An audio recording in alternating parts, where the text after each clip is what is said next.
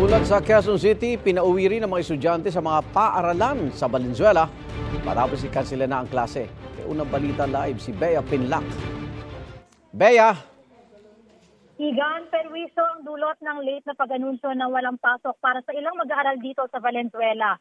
Maaliwalas ngayon ang panahon dito pero mag-aalas sa 6 na ng umaga na magdeklara ang LGU, hindi lang sa Valenzuela kundi pati na rin sa ibang karatig na lungsod na walang pasok sa lahat ng antas sa pampubliko at pribadong paaralan. Yan ay dahil isinailalim na sa signal number 1 ang hilagang bahagi ng Metro Manila. Ang ilang mag-aaral na nakausap natin, nasayangan sa maaga nilang gising at pagpunta nila sa paaralan para lang daw umuwi kaagad. Panawagan nila mas maaga ng anunsyo para hindi masayang ang paghahanda nila at pamasahe papuntang eskwelahan. Yan muna ang latest mula rito sa Valenzuela, Bea Pinlac para sa GMA Integrated News.